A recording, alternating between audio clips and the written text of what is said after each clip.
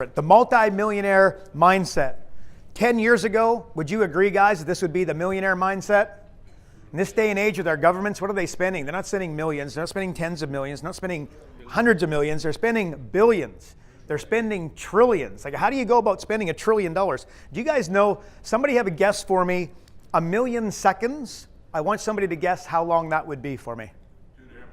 Too damn long. That's one answer. Yeah. You know that Warren Buffett made $1 billion every day this past summer? Did he? 20 million minutes or something. Nothing serious? Actually, I'm going to change that your answer a little bit, because it's something that I use when I teach strategies, the time strategies class. I tell people, what would happen if I gave you $86,400 every day with one provision? You can't bank it. You have to spend it all in one day. Yep. And of course, then I roll that over, because we have 86,400 seconds in a day. I love it. Oh, damn. There we go. I like it. Okay, well. 16 million minutes. What's that? 16 million minutes. 16 million minutes? What's that? Now, you got 1 million seconds. How long is it? A little over 30 years. 30 years? A little over 30 years. Anybody else want to guess? 1 million seconds? Nobody cares?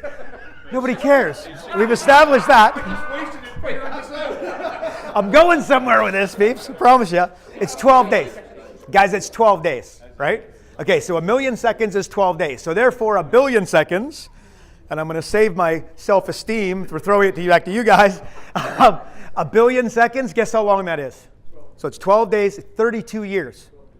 32 years, 12 days. Like, it's not even little to go like million, billion. Oh yeah, Zuckerberg's worth billions, whatever. You know what I mean? Like, they seem to be interchangeable nowadays in the business world, and certainly for our governments.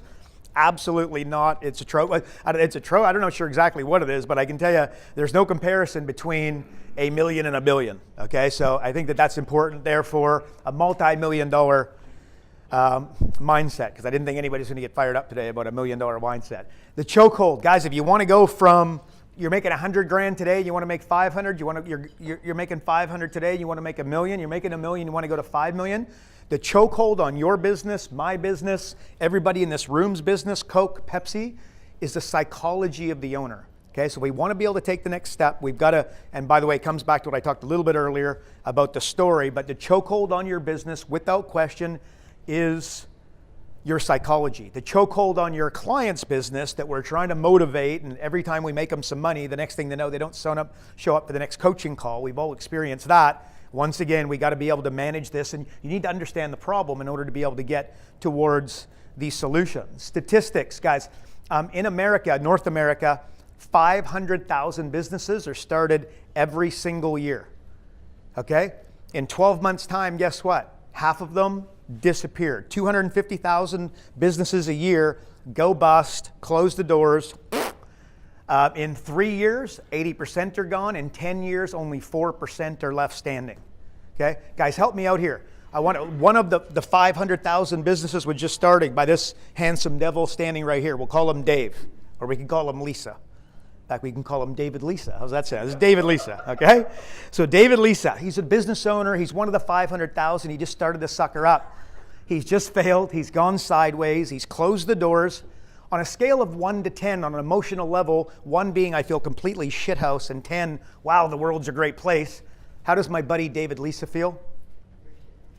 1, we agree? Is his first business? On an emotion.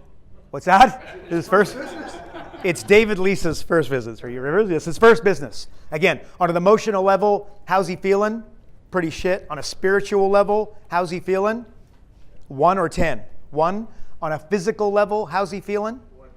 Like, okay, and now, by the way, what's the conversation with his kids look like? What's the conversation with his wife looks like? What is the conversation within his own head? Because if his wife's bitching at him, could you imagine what he's doing to himself? Especially an A-type personality and the guy that's going to go out there and kind of put himself out there. I want you to think about this, because what do we always say in coaching? And I was going to kind of throw this out a few times as we were going through the last session, but with fear of running over time and that sort of stuff. Put up your hand if you've really established your why, just with a show of hands. See, there's definitely a few hands that haven't gone up. I would encourage you to start thinking along those lines. As you guys know, my big brother committed suicide when I was 16 years old over a business failing. Can you imagine? He's one of the 250,000. Because if you want a why, this is where I think those statistics is a fantastic place for you to start. If you want to wake up at 5 o'clock instead of 6 o'clock, not a bad idea to be, to be thinking about this guy, David Lisa. It's a fantastic name, David Lisa. To get him motivated. You know what I mean? So again, as you're trying to establish what that is, and by the way, and I'm not going to push my why on you or anybody else's why on you. It's all about, it's your ride, it's your journey, it's your business. It's over the next 10 years, you're going to be the one picking up the phone and making the phone calls for this thing. But that's, I would encourage you big time to really spend a little bit of time to work out what the hell is, why are you doing this stuff? And we heard time and time again as we went through the room. They've got no money, they think it actually makes some money, and they don't show up for the calls. We've all experienced that. Well, there's no such thing as a bad student, though. There's only a bad teacher. It's our job to be able to get inside their head and find a way to be able to motivate these guys. What's the old saying? Where focus goes, energy flows. And once again, what is it when you guys are waking up in the morning and when you guys are speaking to these business owners, what is the conversation? If you pick up the phone, let's say, for instance, there's like a cold call about to happen. We did it earlier when we ran around and kind of did the train and, running, getting our psychology up or our physiology kind of a little more active and then taking our state up a couple notches. If you're going to be making that phone call, that's the time to be doing it. So when you're focusing, remember, there's 3 things that you can focus on at any time. Focus, meaning, do. Okay, what are you going to focus on? Positive or negative, particular event. Most importantly, what's the meaning that you're going to attach to what it is that you're focusing on? And therefore, the answer to those 2 will dictate what you will then do. If you sharpen up your decision-making skills and you start focusing on significantly more important, more exciting, things that you feel are going to make a bigger difference in your existence, your life, and the people that you want to affect, you'll attach a significantly cooler meaning and a more motivating meaning. All of a sudden, you start making those calls a little bit easier with a little bit more panache. And what are you going to be doing? You'll be making, a few extra phone calls, knocking on a few extra doors, sending out some extra emails, running some more webinars and what have you. The good news is it's all about the fundamentals, right? If you know anything about karate, there's 12 moves in karate. So you and I start tomorrow, there's 12 moves. You and I are the world champion, there are 12 moves. This guy's just significantly more refined than the guy who's starting up today. In business, guess what? We've got some fundamentals. And in fact, I was talking to Peter and Ange, Peter Lawson, James is going to punch me afterwards. James and Ange last night, I actually threw it. I had this presentation totally different. I went back and I went, hang on, I got to change something big time. I'll get to that in a minute. But basically the fundamentals, in fact, a good story, and some of you guys would have heard me say this. Vince Lombardi, right? You guys follow football at all? The name of the trophy is, the Lombardi, it's literally named after the man. Okay, so he took over the Green Bay Packers in 1959. In 1958, they had 1 win. They hadn't had a winning season in 11 seasons. They bring on Vince and say, okay, you're going to be our coach. He walks into the dressing room. The first chat that he says, the first, spiel he gives is, guys, as a head coach, I've never had a losing record. I'm not about to start with you guys. They had 1 win the previous season, and he's staring at 80% of the same players. Right? Well, they go in the first game, they play in Lambeau Field, beat the Chicago Bears 9-7, or actually it was 9-6, and if you know Lambeau Field, not the easiest, field, especially back in those days, to go in and win. They ended up going, what did they go? They went, there's 12 games in it, they had a winning season. They went 7-6, 7-5 in the first year. The following year, they went 8-4. He won Coach of the Year, and the following year, and made it to the Super Bowl. Lost next year, 11-3, won the Super Bowl, and on it goes. But the moral of the story, and effectively what I'm getting at, is what he talks about is in the first training. He walked into the dressing room. He grabbed a football. These are professional athletes, professional football players. Grabs a football. He holds it up in the air. He goes, "Guys, this is a football." You can imagine the response that he got, right? Like, what the hell? Like, okay, guys, look, boss, we got that one. Well, basically what he's doing is he's going over the fundamentals. He didn't come in and the way that he won the Super Bowl, he didn't all of a sudden, do tricky plays and start doing reverses and have the receivers throwing the ball instead of the quarterback. That's not what happened at all. That would have been an exciting game, by the way, if he decided to do that. But that's not what he did. He did the fundamentals his team did the fundamentals, including he taught them in one practice how to put on their socks and then their shoes. What would be the purpose of that? If you don't put on your socks right, you then put on your shoes, that's going to cause a blister. The blister happens on Tuesday, and on Sunday, that's going to affect our performance. You affect our performance. You diminish our ability to be able to win the game. So the absolute fundamentals. Again, good news, guys. Guess what business is? It's a series of fundamentals. And this is what I changed last night. So when I started this, I had I think it was 60 fundamentals, right? And I went from 60 to 40, and I went from 40 to 20, and I'm like, holy cow, I'm never going to get this done because I got to come up with 3, right? This is the way, whatever. I'm like, okay, 20 to whatever. I ended up getting to 3, and I'm like, holy smoke, this is what I came up with. By rights, I had standards first, and it kind of makes a little bit of sense. But after speaking to these guys, I was like, you know what? Speed, and it just reflects very much what we were talking about here earlier. We did a little bit of a mastermind. It's about making something happen. But so fundamentals guide, 1 is speed, 2 is your standards, 3 is the influence that you have. Very quickly, let's go through them. Number 1, speed. Money loves speed. Money hates procrastination. You've got to, how many of you would find yourself guilty? I can see a few smiles and a few laughs. Procrastination, perfection is the lowest standard on earth. It just stops it from happening. That's the story inside your head saying you got to get it all right before you take the first step. You want to build an online business, you want to do digital marketing, you want social media, to drive your webinars and drive your live events and drive your coaching. How do you do it? The same way that you eat an elephant, one bite at a time. You got to take the first step and expect to take the first step and probably fall off the cliff, dust yourself off, climb back up, and then go again. But at the end of the day, guys, money loves speed. This question, what should I do? The worst question. You guys, if you're on planet Earth, there's an insane realistic chance that you're saying this to yourself at least 50 times a day, if not 500. Okay, what should I do? It's the worst question you can ask. What I really want you to start asking is, what do I want?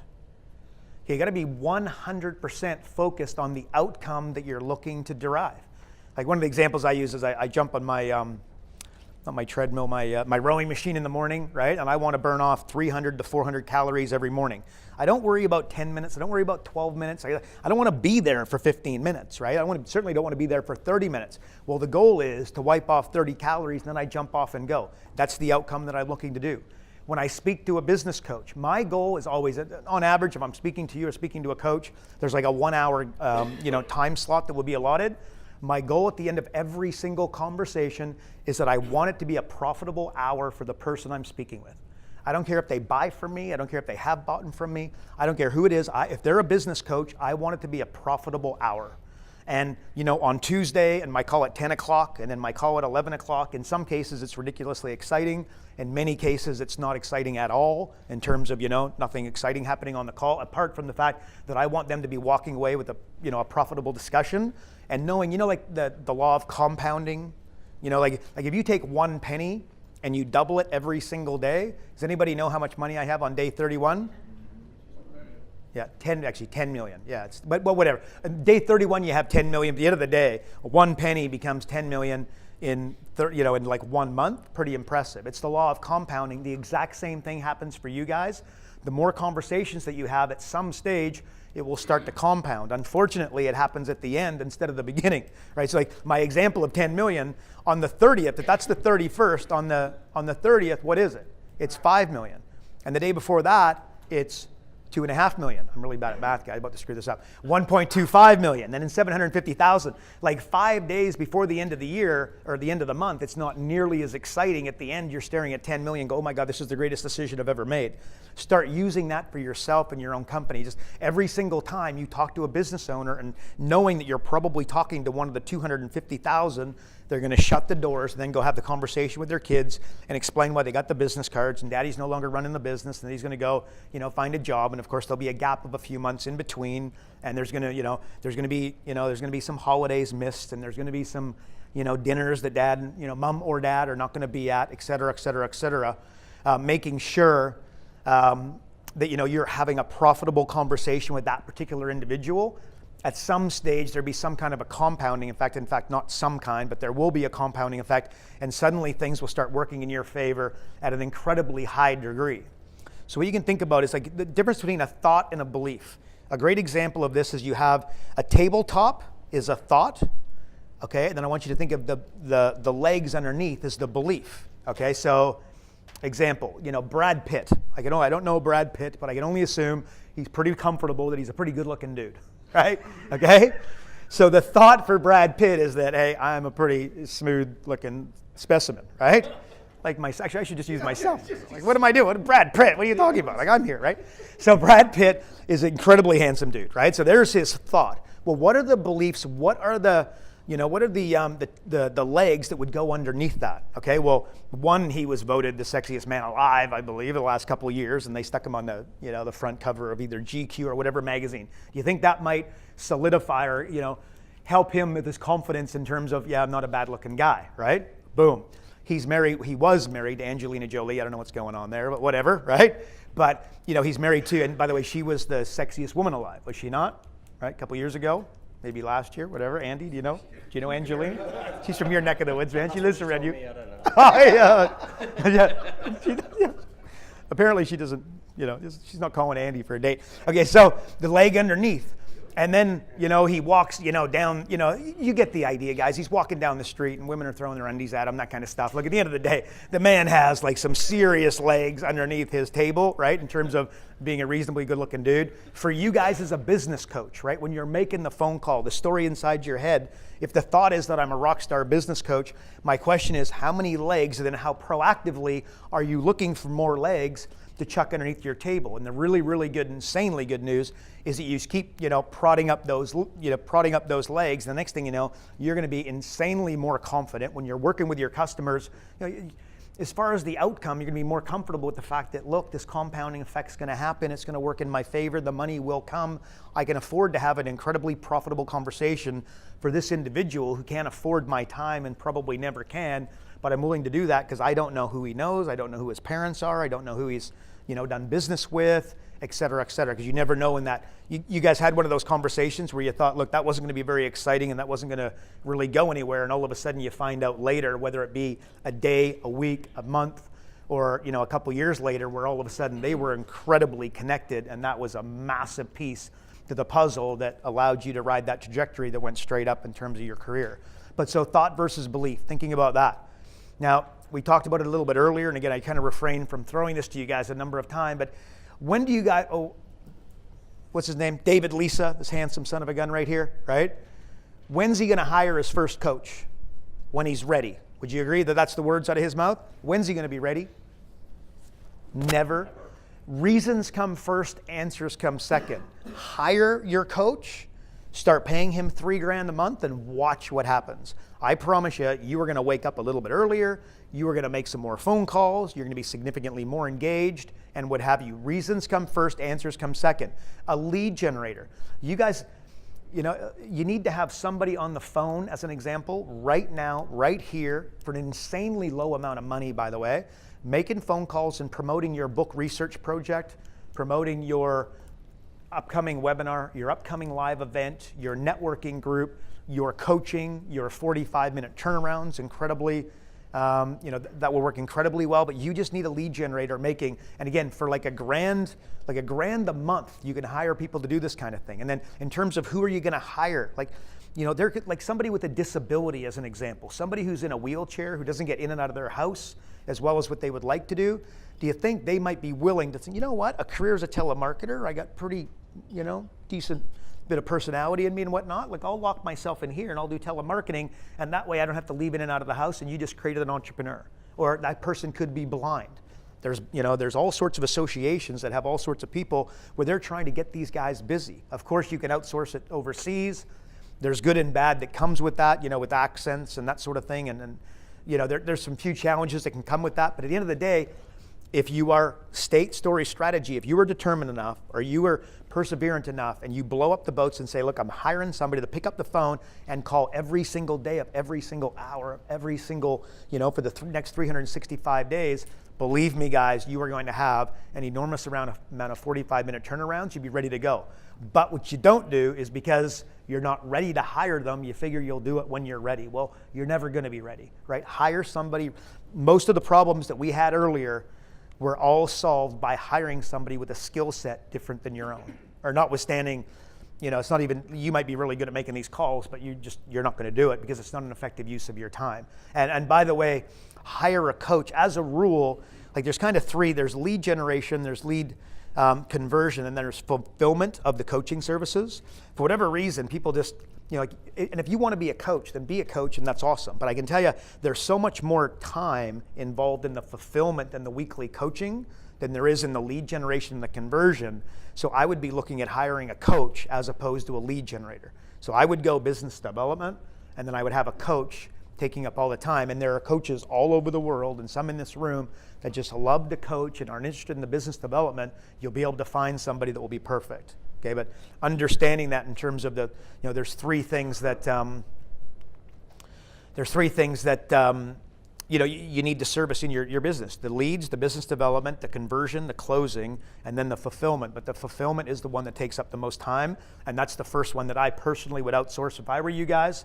But once again, you got to look at what you want to be doing. If you want to be the coach, then be the coach. Now you got to find a business development guy. Be fast, but be flexible. It's very important. If you are going to take on this persona and you're going to become, and remember guys, the name of the presentation is it's a multi-million-dollar mindset. If you want to go and you want to build a 7-figure business, and then once you get the 7 figures, you want to take it up a notch, another notch, you're going to need to do some of these things, and you're going to need to act quickly. When you act quickly, is there propensity to make a few mistakes, right? You're staring at the poster boy for it, okay? So, but you're going to be quick, but you're going to be flexible. Here's a good example. Never been able to get a decent portrait of my child until now. Finally, a children's portrait of my child worth more than the paper it's written on. In terms of the one that you like the best, if it's number 1, which is the one at the top, put up your hand. Everybody was number 2? Okay, yeah. And if you think it's number 2, put up your hand. And who's not going to put up their hand no matter what I say? Okay, so the answer is, so one of these headlines outpulled the other by about a multiple of 500. Okay, end of story. If you were being fast and you're not being flexible, you know what business owners will do, and we've all seen it, and you're probably guilty of it yourself. I definitely am. That the one that I come up with, or the one that I just put my hand up, I will fight tooth and nail for that sucker, because that's the one that I really want to be the winner, right? But the answer is number 2 killed. Number 2 killed the other one, but that's a little bit irrelevant. Well, it's not irrelevant. It's absolutely relevant, and you got to measure the results. But what's important is I don't want you guys to feel like, you're going to be super fast and nimble, and you just got to keep doing this stuff. You got to be measuring it, and you're able to go back and clean up some mistakes, and then keep going, and just dust yourself off and keep going.